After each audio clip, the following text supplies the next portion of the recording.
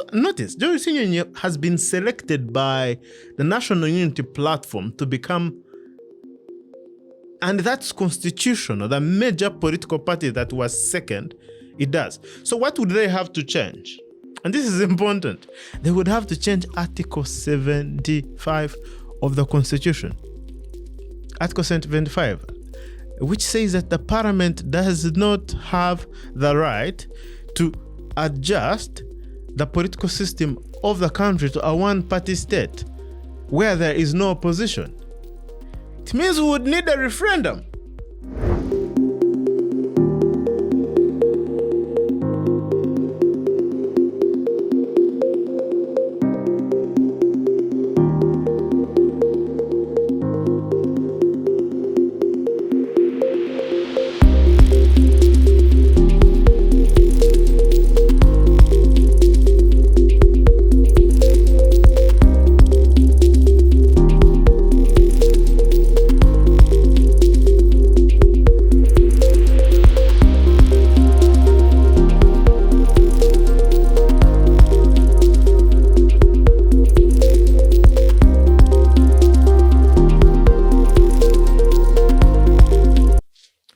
Some of you are sleeping on X. I see you. You don't leave the X up. In fact, a friend told me yesterday evening that I don't want to go to X right now because if I go to X, I might not work. They had some work to do that very evening. The streets are very hot. And in fact, on one weekend, if you left X for 1 second, just 1 second like this, you would return and you wouldn't know what is happening. So I think Elon Musk should, bring back the other $10. No, they shouldn't. I think we're all enjoying the space. But one of the questions that have emerged on X is the question on whether PLU can replace Joel Ssenyonyi as leader of opposition. It happened. The question came up. And as you could see on the streets, supporters of the movement, they start saying, yes, we can do it. And there's momentum towards it. So as Parliament Watch, we've been getting questions. Is this actually legally possible? Can it happen? Can it not happen? And we're like, let's just walk you through just more context on what would happen. So it's important to first recognize what is PLU and what is NUP. So PLU is a political outfit that is registered as a civil society organization that is led by General Muhoozi Kainerugaba, who is the chief of the Defense Forces of Uganda. Now, it had emerged from the MK movement as an outfit, and they do a lot of political activities. The speaker who they endorse is the one who became speaker. They have said some people will not do this and they will not do it. They have led certain operations that have removed very powerful people from office. We have NUP, which started as a people power movement that has a leader, Bobby Wine, and has Joel Ssenyonyi in parliament. So the question people are asking themselves now is that this political outfit called PLU led by General Muhoozi, can it go ahead and then remove a leader of opposition from parliament? Now, this is not the first time conversations on the leader of opposition being voted by groups that are not traditional groups that vote the leader of opposition. This is not the first time it is happening. As you can see on the screen, when the parliament had gone to Gulu, I think you remember the other year, when parliament had gone to Gulu, the Honorable Lumu goes on the floor of parliament and shocks everyone and said, I'm introducing the administration of parliament amendment bill, 2024 at that time, and then it shifted to 2025.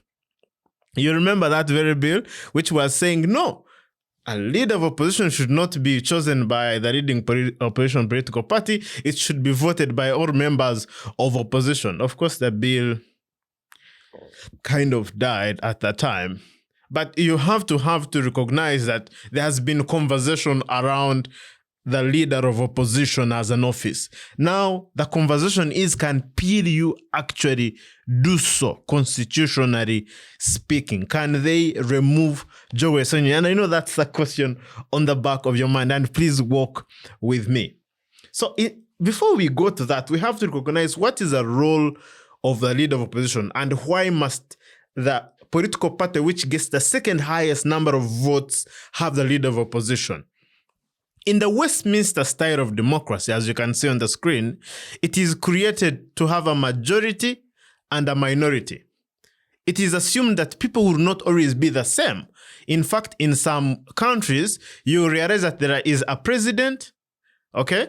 But automatically the person who becomes second in the election, in this case it would be Bobby Wine, they should be in parliament as the leader of opposition. That way, you balance the views. Because it is assumed that when you vote, there will be someone who is second in lead. And that is normally what is called the government in waiting. So you're going to have someone who is following up.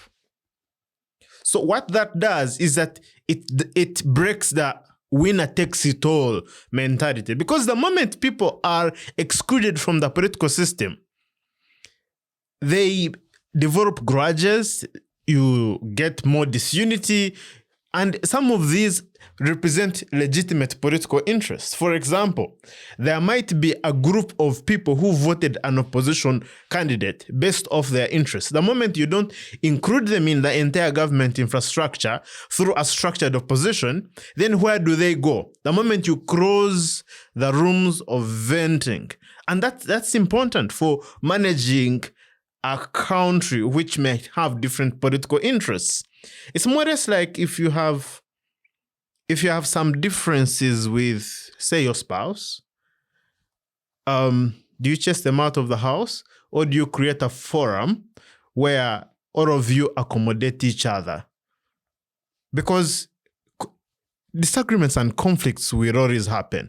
You have to create systems that are able to manage those very disagreements. Otherwise, the moment you remove those systems that manage that disagreement, and that's why opposition exists in the Westminster style of democracies, is that then you open the black market of people dealing with their issues in other ways, organizing politically in ways in which you can't control them. Because the moment you close out official channels, you then create room for unofficial channels which you are unable to regulate. And that is as bad as it can get. So you have to really regulate the political atmosphere. The moment you then push them out, you open a Pandora box as well. So some people, in fact, if you remember Colonel Mugume's tweet after the 2026 election, he said he wishes for a Uganda where the person who let's say gets the second highest number of votes becomes the leader of opposition in parliament. They don't have to be out of parliament, such that the tensions are diffused, because the moment people feel like they are left out, it becomes a problem. The second thing is that it becomes a government in waiting. The opposition becomes a government in waiting. Is there value for a country to groom a government which is in waiting? Is there a possibility that government can change? Let's say citizens choose to elect another political party. Let's call it the Green Party, which is not in Uganda, assuming it is formed one day. If they are in opposition and they are the shadow cabinet, leader of opposition, they are then learning how to be a government in waiting. In the event that the main government ever is not existing, then they have trained enough through how to manage government architecture through working in the shadow as a shadow cabinet. So there is value in us having a shadow government that is elected by the opposition, because you are able to train and groom leaders. And that scenario is important. That scenario building is important, because before we wish away not to have the leader of opposition, we have to have an understanding that there has to be a grooming of a political culture where, in the event that the main government either loses popularity, another government in opposition should be able to take over. There shouldn't be a scenario where it's only one party which has like the privilege of ruling forever, because it means some political groups will perpetually never have an opportunity to become a majority, which I think is bad. It means you're creating a perpetual struggle for certain people who organize politically, never to access an opportunity to develop the country politically. You lock it out, you create permanent minorities. And these permanent minorities, when they do not get closure politically because you've closed it out, they seek alternatives. And some of these alternatives are not very good for any community. So it's important that you leave the space open, because at a point in time in the future may come where the society needs to evolve to a different organization. And the moment you had structured it to exclude others who are now permanent minorities, you then create a very serious problem for a country. So that scenario building is quite important. And I think that the main parties, they don't lose anything by having an opposition. Why do they lose? Yeah, because it's important for you to have the understanding that at least listen to the ideas, right? Even if you disagree with them, listen to them. But don't dismiss them away entirely, because you're going to create a problem, right? Because even if you don't accept the ideas, at least let them be on record, on the Hansard, on the official Hansard of the country, of parliament, as them, the leader of opposition. They don't have to leave.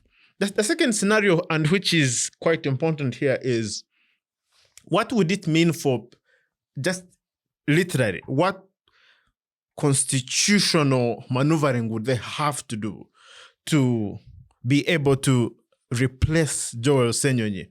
So notice, Joel Ssenyonyi has been selected by the National Unity Platform to become, and that's constitutional, the major political party that was second. It does. So what would they have to change? And this is important. They would have to change Article 75 of the Constitution. Article 75, which says that the Parliament does not have the right to adjust the political system of the country to a one-party state where there is no opposition. It means we would need a referendum. Because Uganda transitioned from a movement system in 2005 to a multi-party system through a referendum. And even before there were political parties, but they didn't have political space in Uganda. So if we want to kill political parties in Uganda, then we'll have to go to the referendum.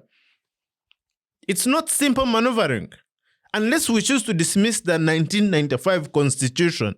But if it is the same constitution we are still following, we would have to go to a referendum. So what would that look like?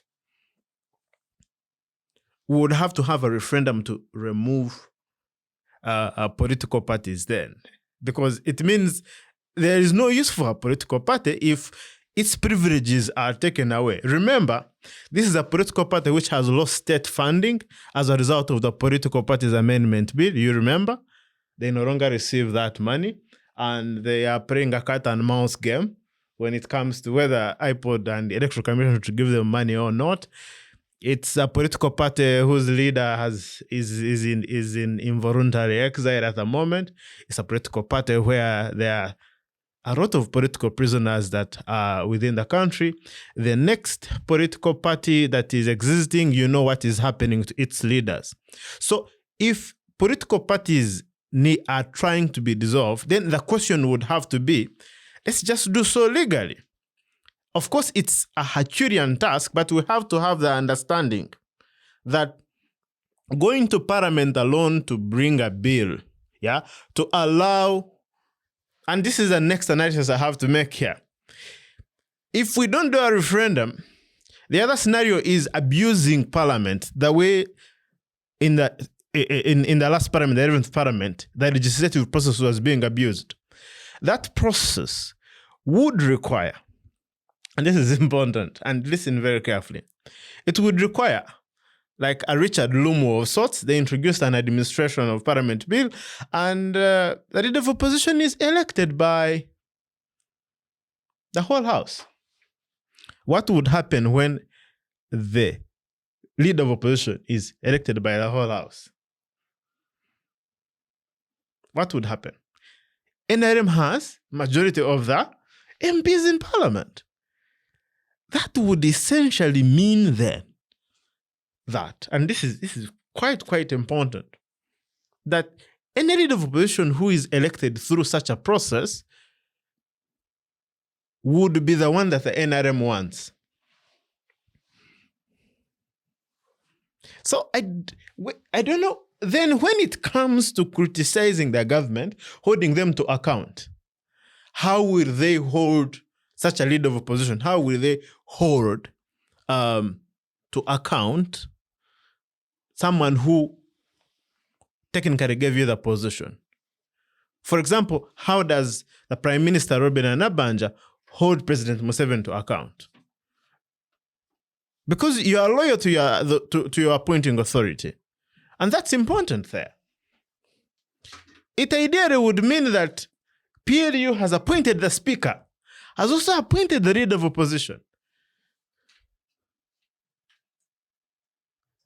So how will they then hold them to account? Because the way the government system is created to run is that there should be checks and balances. Then who will hold these people who are appointing to account? That's the question. Is there value in us leaving room for critique? Is there value for us for leaving room for accountability? Is there value for us in leaving room for legitimate opposition in Uganda?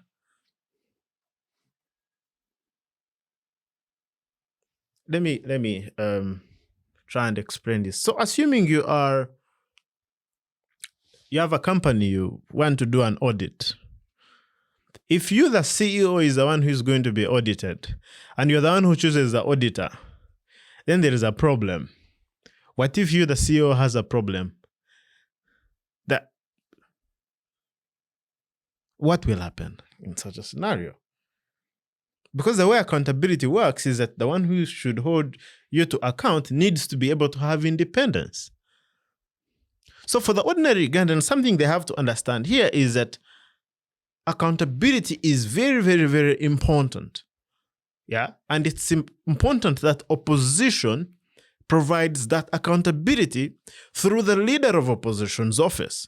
And the leader of opposition's office is constructed constitutionally to ensure they can do that. The moment we weaken it, then we lose fundamental relevance as a parliament. So the point I'm trying to make, and I hope this has really gone home, is accountability works if the party that is holding someone to account is independent. At the moment, PLU or NRM, they don't have a control of NUP. They don't. As a result, NUP has legitimacy as a legitimate opposition political party because of, one, they are not in cooperation with the government, like DP, UPC and others, so they do not have that compromise, which means they can have independent thought. And that's important because when you don't have independent thought, you consider other political issues within the trade-off before you are able to do that. NUP is separate. It has a unique opportunity as an independent opposition political party, and there is value in that. If there are any issues which NRM and other political parties are ignoring, NUP can stand on those issues independently.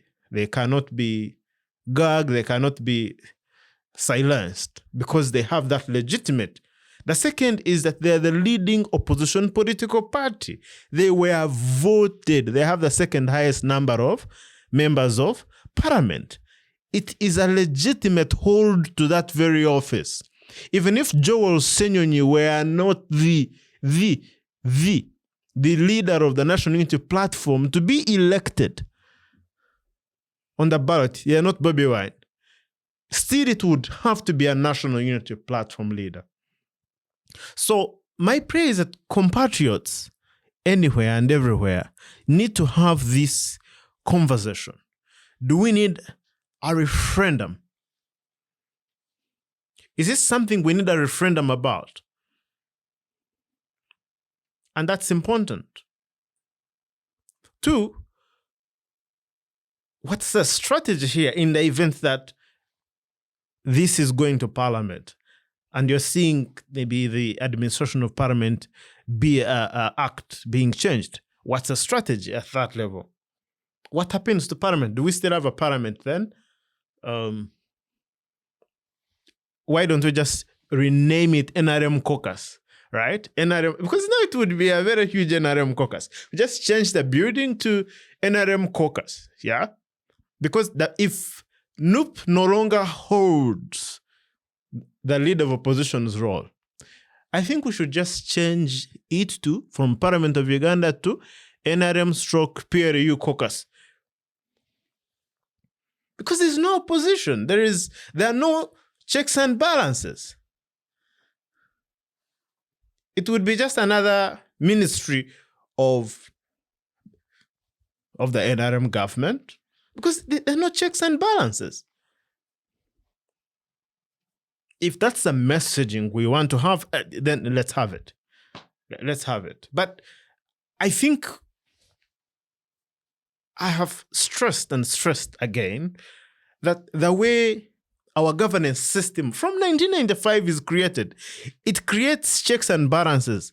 It tries to dissolve powers from one office. Government should not have absolute powers. Therefore, opposition must hold them to account. President should not have absolute powers. It should allow them to account. The judiciary should not have absolute powers. Even the president can check them. So why are we creating space where no one can check that political space? Why are we creating central powerful forces that cannot receive accountability? I think it's something to actively think about as a country. Would Parliament still remain Parliament if the leading opposition party was not the Leader of Opposition? Would it change? Would it still remain a Parliament? Should we simply probably make it a committee of cabinet where cabinet just sends and say ayes have it and nays have it? There's just a little debate, like a small NRM caucus of sorts. Can we stop pretending that it is a Parliament if it ever gets to that point and just call it the NRM and PLU caucus? And I think it's a very, very important reflection. As we close, in Uganda, sometimes things start like jokes and then they become serious. Or maybe they could just remain jokes, who could be hallucinating here. Whichever conclusion this really goes to, I pray we answer these questions. Does Parliament remain Parliament if a leading opposition political party no longer has a Leader of Opposition? Or does it become the caucus of the leading party or the leading political movement of the day? Should we simply just rebrand it to the NRM/PLU caucus and stop pretending that it is Parliament? Thank you for listening to the Policy Digest podcast, the Center for Policy Analysis podcast that is profiling African ideas and people that are shaping the future of their communities. Subscribe to all our platforms on YouTube and Podbean.